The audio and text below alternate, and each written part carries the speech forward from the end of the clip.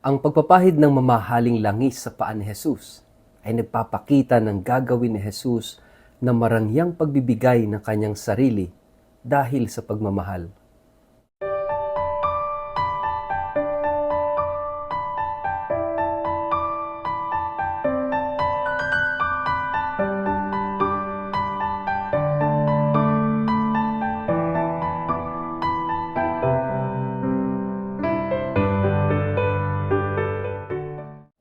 Ang mabuting balita ng Panginoon ayon kay San Juan.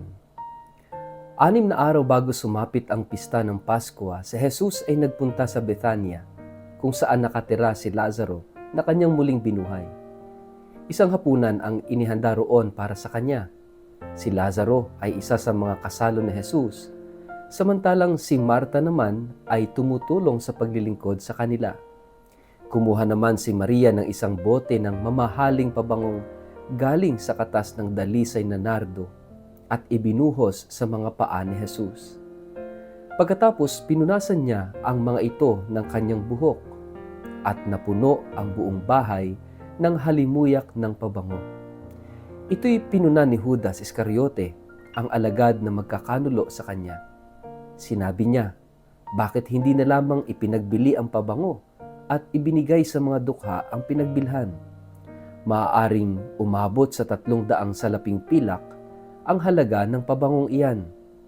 Sinabi iyon ni Judas, hindi dahil sa siya'y may malasakit sa mga dukha, kundi dahil sa siya'y magnanakaw.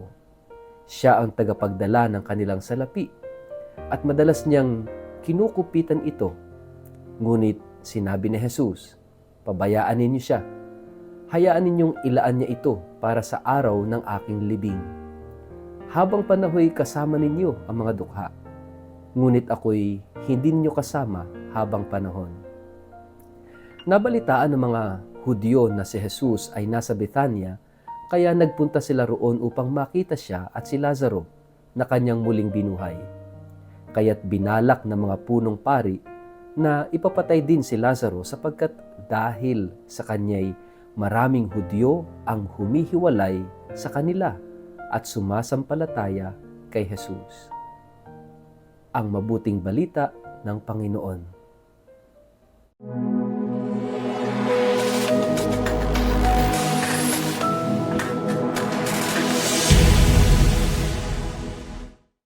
Mapagpalang araw po sa inyong lahat. Kumusta po kayo?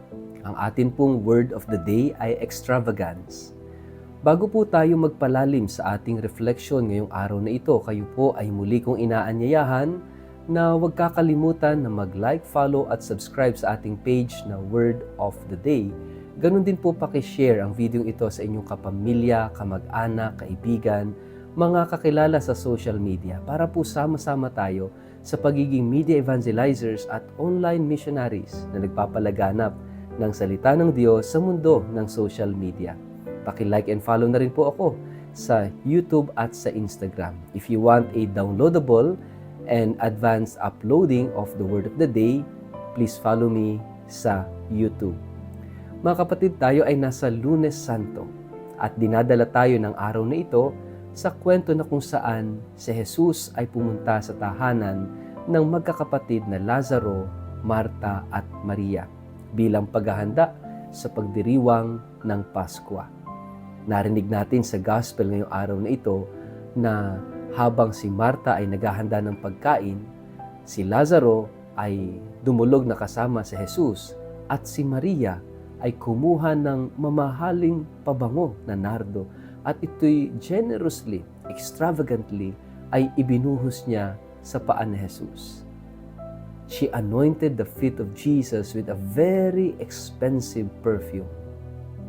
At ginamit niya yung kanyang buhok na pampatuyo sa paa ni Jesus. Alam niyo, ang paa ay of course pinakamaruming bahagi ng ating katawan dahil ito yung ginagamit panlakad, especially during the time of Jesus. Wala silang sapatos, puro sandalyas, no? Ibig sabihin, napakarumi ng paa dahil sa alikabok, no? Na-accumulate sa paglalakad. And Jesus was always walking from different places. Kaya nga imagine kung gaano karumi ang paa ni Jesus. Kaya After sigurong hugasan yung paa, ay pinunasan o nilagyan ni Maria ng pabango at mismong buhok niya ang ginamit na pangpunas o pang-dry nito. Kapatid, ano ba yung sinasabi rito na napakahalagang mensahe? Bakit ginawa ni Maria itong extravagant anointing of the feet of Jesus? At take note, sabi rin sa gospel, napakahalaga at napakamahal ng pabangong yun na nagkakahalaga siguro ng mga 300 salaping pilak. Very expensive, no? At alam niyo po, ito'y parang isang propesiya.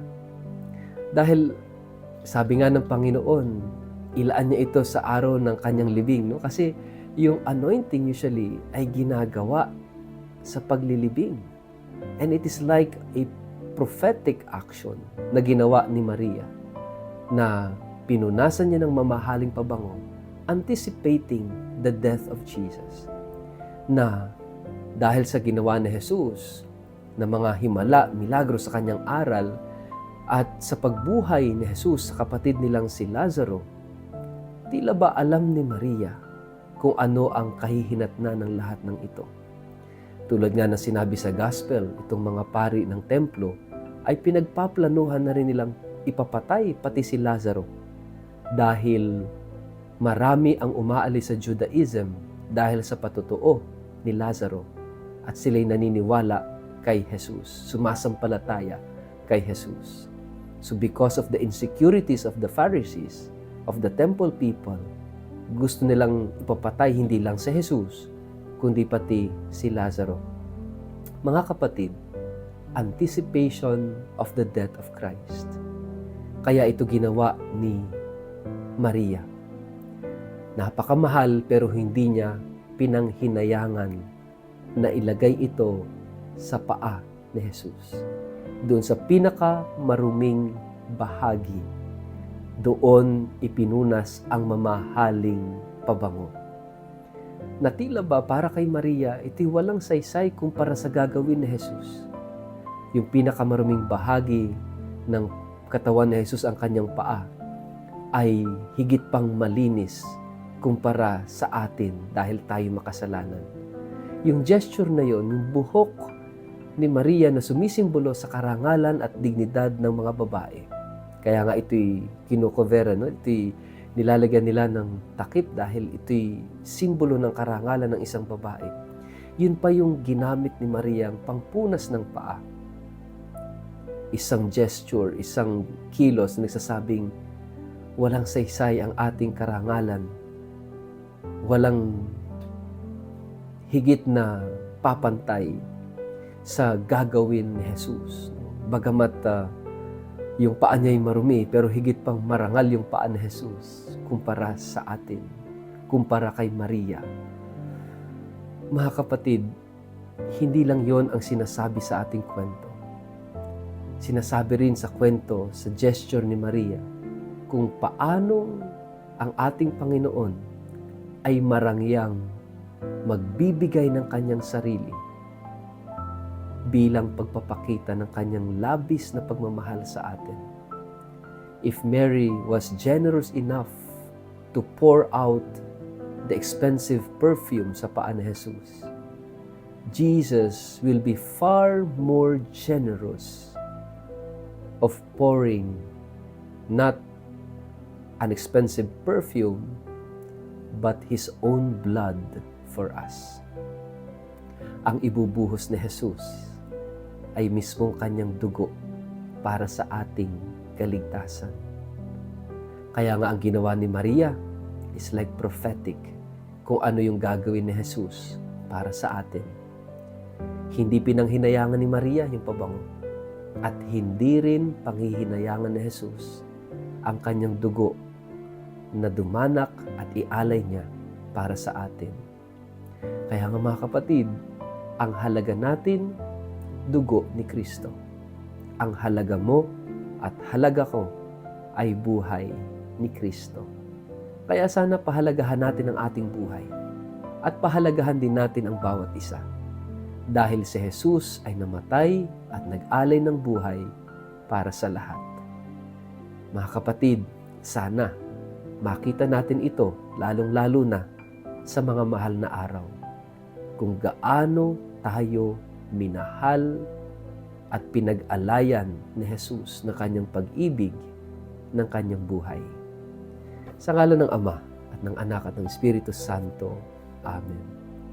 Ama naming Diyos, salamat po sa iyong wagas at marangyang pagmamahal sa amin na aming naranasan sa pamamagitan ng pag-aalay ng buhay ng aming Panginoong Jesus.